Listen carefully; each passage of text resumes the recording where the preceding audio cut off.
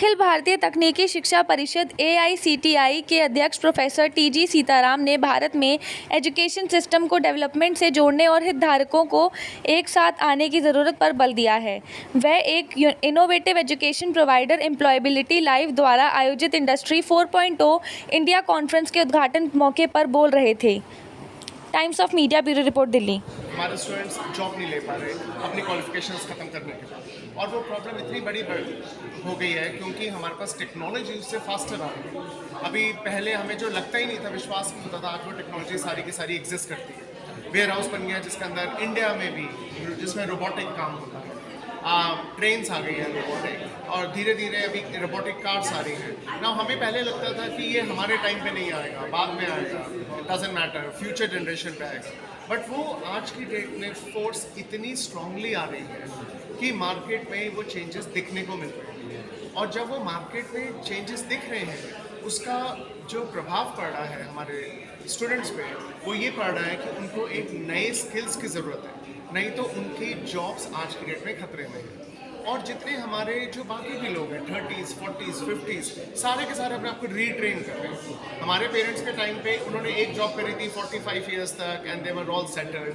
हम लोगों ने सोचा था कि हमारी लाइफ टाइम तक तो कुछ नहीं आएगा, बट स्पीड ऑफ टेक्नोलॉजी बहुत बढ़ रही है। हम सारे के सारे सोशल मीडिया पे जंप कर गए थे। अब हमारा सारा डेटा सोशल मीडिया के पास है। अब आर्टिफिशियल इंटेलिजेंस से हमने कुछ खरीदना होता है, कुछ नहीं खरीदना होता है, वो पहले ही पता चल रहा है। तो ये जो टेक्नोलॉजी एडवांसमेंट्स है बहुत बढ़ रही है। सो वर्ल्ड इकोनॉमिक रिसर्च के हिसाब से 87 मिलियन जॉब्स चेंज होंगी, ख़त्म हो जाएंगी वर्ल्ड में। But at the same time 100 million jobs create भी होंगी। तो वो जो जॉब्स क्रिएट होंगी वो ऐसी जॉब्स होंगी जिसमें आप मशीन के साथ काम करें। आपका को पार्टनर है, को वर्कर है, वो मशीन। तो आप मशीन की हेल्प लेके एक ह्यूमन बेस्ड सिस्टम कैसे बनाते हैं, हम उसको इंट्रोड्यूस करना चाहते हैं।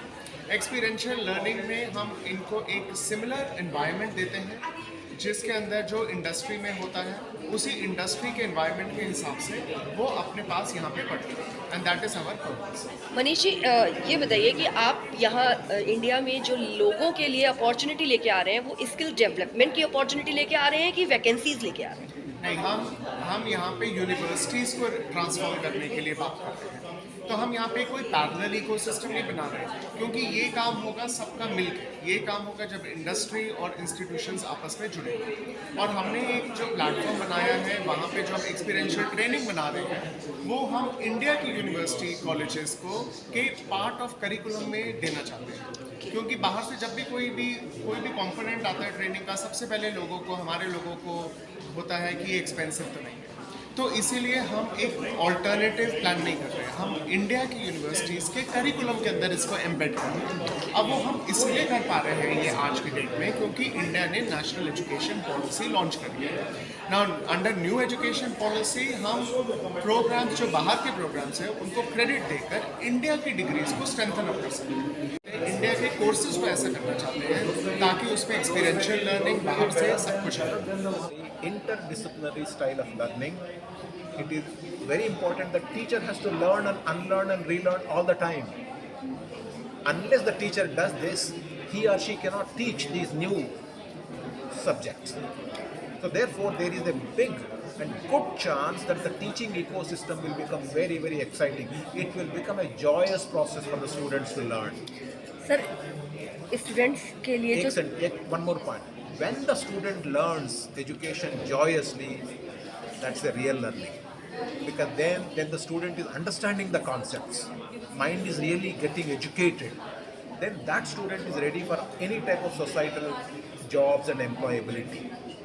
Therefore, that first requirement of making a flexible, dynamic, interdisciplinary learning is very, very important. Skills को यूनिवर्सिटी और कॉलेज से टाइप करके पढ़ाया गया, और ये ध्यान में नहीं रखा गया कि भाई ये स्किल ग्रेजुएशन लेवल की है, पोस्ट ग्रेजुएशन लेवल की है, अंडर ग्रेजुएशन नो फर्स्ट ईयर के बराबर है या सेकेंड ईयर के बराबर है, थर्ड ईयर के बराबर है, वो लेवल कंसिडर नहीं किए गए। दूसरा, जब मैं उसको अलग सर्टिफिकेशन के रूप में पढ़ता हूँ, मुझे उसका एप्लीकेशन नहीं पता लगता।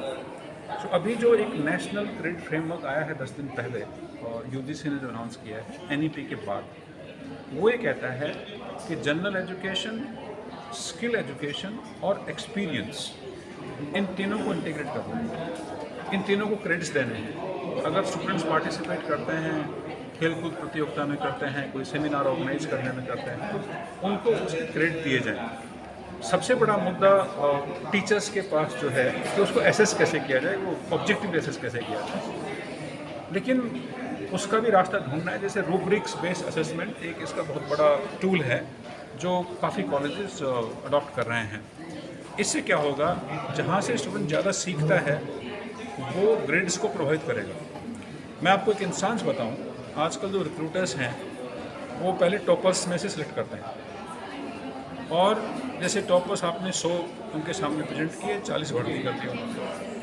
मेरे पास ऐसे बहुत सारे इंस्टेंस आए हैं, वो ये कहते हैं कि सर जो आपने फेल किए हैं बच्चे, हम उनसे मिलना चाहते हैं। And you will be surprised, वो फेलियर में से 3-4 भर्ती कर लेते हैं। वो ये कहते हैं इन्होंने जो सीखा है हमें वो चाहिए, और जो उन्होंने सीखा हमें नहीं चाहिए। आपने उनको टॉप ग्रेड दे दिया, वो आपकी मर्जी है, बट हमारे हिसाब से वो एम्प्लॉयबल नहीं है। ये बहुत बड़ा विरोधाभास हमने देखा है।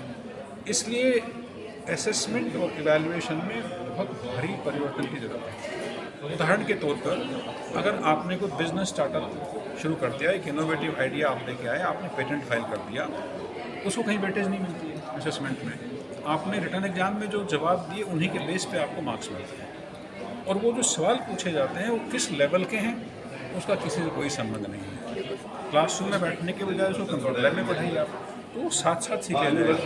अगर आप SPSS अलग से सीखोगे, एक तो आपका खर्चा ज़्यादा होगा, एक आपको टाइम डिवोट करना पड़ेगा, और जो इंटीग्रेशन से बेनिफिट होता है, एक तीसरी कोई लैंग्वेज आएगी, लैंग्वेज बच्चा सीख लेगा।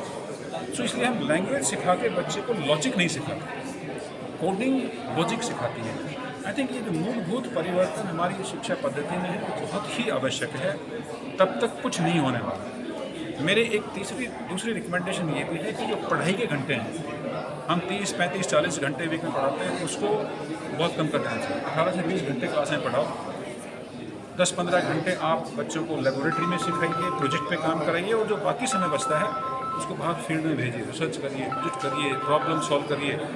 उस तरह तो बच्चे सीखेंगे, वो सीख बिल्कुल सही है, इंडस्ट्री को चाहिए। थ्योरी पढ़ाने के लिए टाइम कम कर दीजिए, और वैसे भी थ्योरी आपने देखा कोविड के दौरान हम जो पढ़ा रहे थे वो जूम पे पढ़ा दी जाती है, फिर वैसे सीख सकते हैं। थ्योरी का महत्व बहुत कम है। मैं ये नहीं कहता एजुकेशन का महत्व कम है, एजुकेशन बहुत ज़रूरी है। मोड उसका क्या होना चाहिए, उस पर डिबेट हो सकता है। इस जो वर्तमान परिप्रेक्ष्य है, इसमें स्किल्स, एजुकेशन और वैल्यूज़ सीखना ज़रूरी है।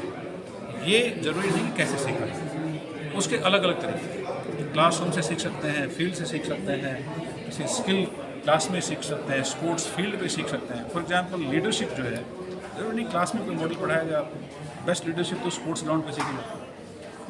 तो उस चीज़ को नेशनल क्रेडिट फ्रेमवर्क में महत्व दिया है, जो कि बहुत ही सर हम फिर से दुनिया की जो बेहतरीन यूनिवर्सिटी हैं उनके बराबर खड़े हो पाएंगे।